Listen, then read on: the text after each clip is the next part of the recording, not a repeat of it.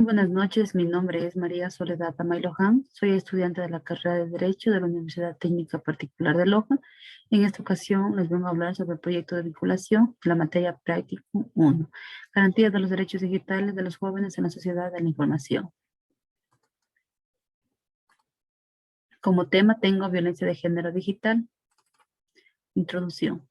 Desde el origen del Internet, los medios digitales y las nuevas tecnologías han nacido nuevas formas de violencia de género, creando un panorama especial en el tratamiento de la información personal propia y aquella perteneciente a terceros, situación que sin duda propia conllevará a una afectación de derechos constitucionales. Sin embargo, en el Ecuador es considerado como un estado de constitución de derecho y justicia que tiene como finalidad garantizar los derechos de las personas buscando alternativas como las reformas al Código Orgánico Integral Penal, campañas y políticas públicas destinadas a combatir la violencia de género realizada a través de los medios digitales. En este tipo de violencia es aquella que se perpetúa valiéndose de tecnologías de la información y de las comunicaciones. La presente actividad tiene como por el objetivo el estudio de la normativa nacional e internacional, cuyo propósito es plantear estrategias viables para erradicar todo tipo de violencia de género en el ciberespacio. Contenido. La violencia de género digital vulnera el derecho a la protección a los datos de carácter personal.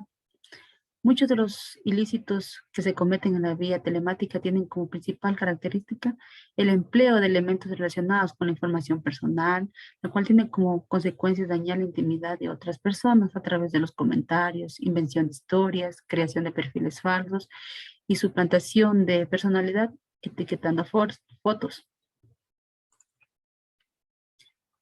El Estado, a través de la Constitución de la República del Ecuador, establece como derecho fundamental la protección de los datos que tiene como propósito garantizar las actividades relacionadas con el tratamiento de la información que deben requerir el consentimiento o autorización del titular o a la ley encontrándose enmarcado en el artículo 66, numeral 19. El derecho a la protección de los datos de carácter personal que incluye el acceso y a la decisión sobre la información de datos de este carácter, así como su correspondiente protección, la recolección, archivo, procesamiento, distribución o difusión de estos datos o información requerirán autorización del titular o al mandato de la ley.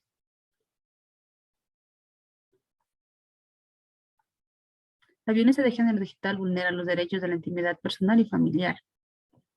La Corte Constitucional, en sentencia 2064-14 y P21 de una acción extraordinaria de protección vinculado al supuesto uso no autorizado de fotografías íntimas y personales de la acción ante la Corte Constitucional, manifiesta que, de ser este el caso, cierto dará lugar al siguiente tipo de violencia de derecho a la intimidad.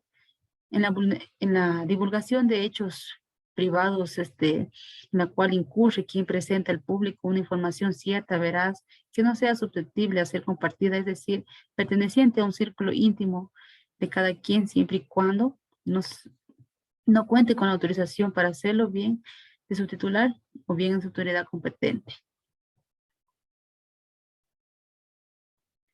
La Corte Constitucional en el párrafo 108 en la sentencia 2064-14 EP 21 menciona lo siguiente, que el artículo 66, numeral 20 de nuestra Constitución reconoce el derecho de la intimidad personal y familiar. Por su parte, en esta Corte ha señalado que el derecho a la vida privada y familiar exige una obligación de abstención por parte del Estado.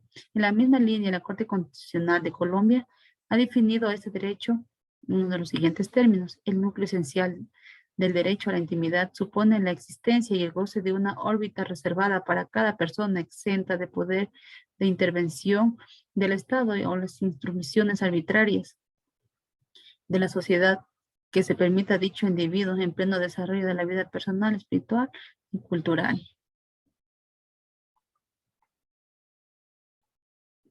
El Código Orgánico Integral Penal, frente a la violencia de género digital, dentro del Código Orgánico Integral Penal existe un catálogo muy amplio en sí de delitos, pero en esta ocasión vamos a concentrar en lo que es el ciberacoso, que en la actualidad es el más utilizado en los medios digitales.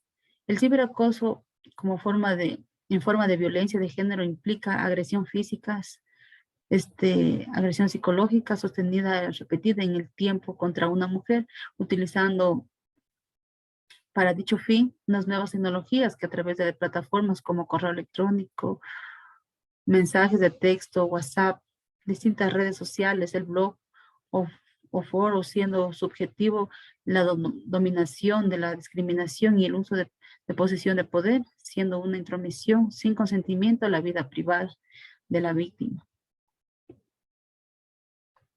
El Código Orgánico Integral Penal tipifica esta conducta como delito en el inciso segundo, en su artículo 166. El acoso sexual, la persona que solicite algún acto de naturaleza sexual para sí o para un tercero, prevaliéndose de situación de autoridad, sea laboral, docente, religiosa o similar, sea tutora o tutor, curadora o curador, ministros de culto, profesión o educación, profesional de salud, personal responsable de atención al cuidado a un paciente que mantenga vínculo familiar o cualquier otra forma que implique la subordinación a la víctima con la amenaza de causar daño a la víctima o un tercero o un mal relacionado con las legítimas expectativas que pueda tener en el ámbito de dicha relación, subordinación será sancionada con pena privativa de libertad de 1 a 5 años. Se considera el ciberacoso sexual cuando la conducta descrita en el inciso anterior se realice utilizando cualquiera de estas tecnologías de la información y comunicación, medios tecnológicos, electrónicos o digitales, será sancionado con una pena privativa de libertad de 1 a 5 años. Revelación o secreto de información personal a terceros. Este delito, según el análisis realizado por Massioli, aduce que dentro de la legislación penal son aplicadas las sanciones en las conductas de revelar en el Internet datos, documentos personales o de cualquier identidad de la mujer sin su consentimiento. Por ejemplo, dirección de su domicilio, trabajo, número de teléfonos fijos, móviles, dirección electrónica o números de sus familiares, de sus hijos o hijas u otros de estos datos con el fin de causar angustia y pánico a la víctima. Para esto, la Ley Orgánica Reformatoria del Código Orgánico Integral Penal, para prevenir y combatir la violencia sexual digital y fortalecer la lucha contra los delitos de información, ha implementado en su artículo 179, en la cual dispone lo siguiente. La persona que, teniendo conocimiento por razón de su estado o oficio, empleo, profesión o arte de un secreto cuya divulgación cause daño a otra persona y lo revele, será sancionada con pena privativa de libertad de 6 meses a 1 año. Será sancionada, también nos dice, con pena privativa de libertad de 1 a 3 años quien revele o divulgue a terceros contenidos digitales como mensajes, correos electrónicos, imágenes, audios o videos de cualquier otro contenido íntimo de carácter sexual de una persona en contra de su voluntad. La reforma a este artículo 154, inciso 2 del COIP, es importante porque tiene relación directa con los delitos de violencia de género digital que se tipifica como delitos de contravenciones. Contravención es lo siguiente: hostigamiento. ¿Qué implica el hostigamiento? Que la persona natural o jurídica que por sí misma o por terceros o a través de cualquier medio tecnológico digital moleste, perturbe o angustie de forma insistente o reiterada a otra persona, será sancionada con pena privativa de 6 a 1 año de prisión. Particularidades: víctimas, especialmente menores de 18 años, personas con discapacidad, cometimientos a veces por los miembros del núcleo familiar. Este delito es de instigación al suicidio.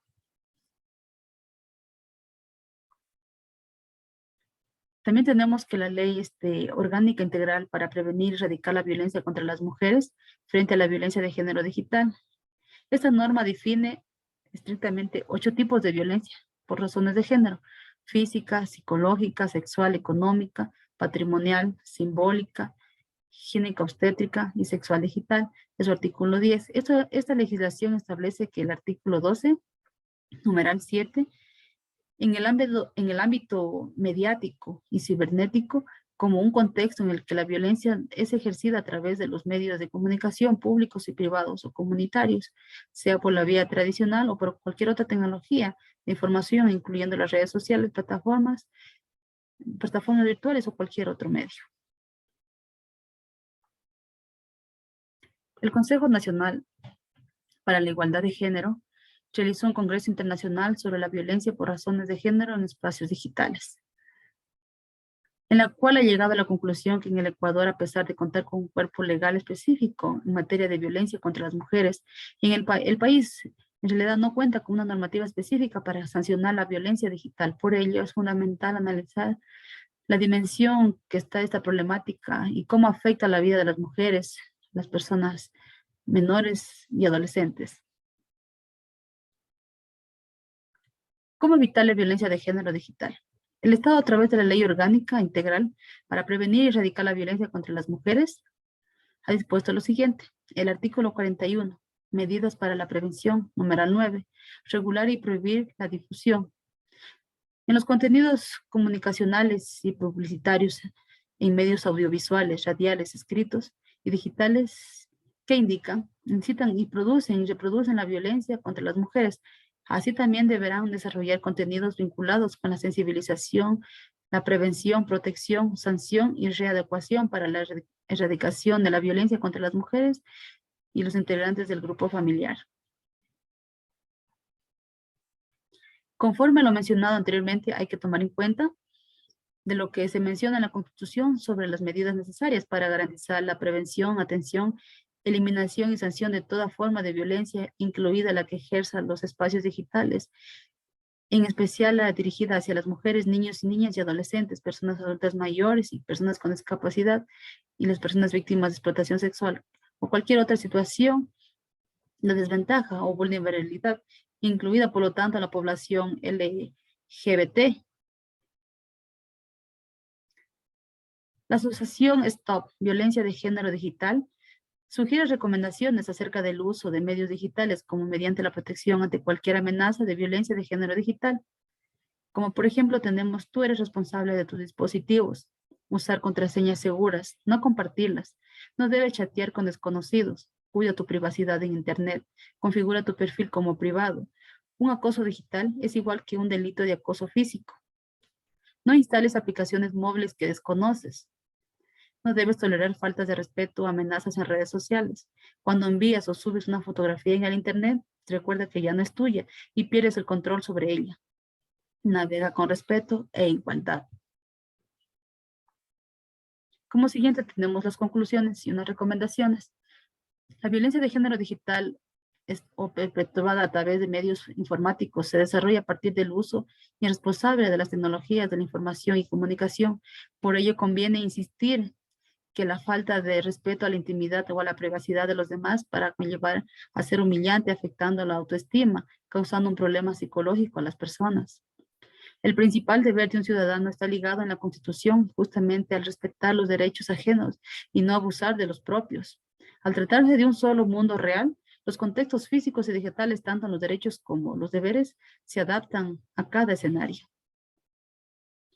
Los espacios virtuales gozan de la misma protección y los físicos, según la Corte Constitucional, menciona que deben analizar con la misma lógica y la hora de determinar un marco de protección, por ende, fijar en el marco de la protección que goza la intimidad de un individuo que se desenvuelve en dicho espacio y crea la misma responsabilidad, vulneración y consecuencia.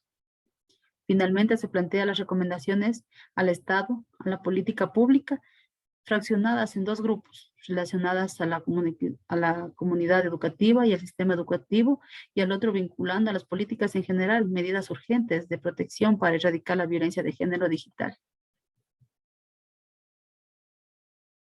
A continuación les presento la bibliografía, es de donde se sacó el resumen y aquí les dejo para que ustedes puedan revisar y puedan saber de dónde se sacó toda la información que les acabé de mencionar.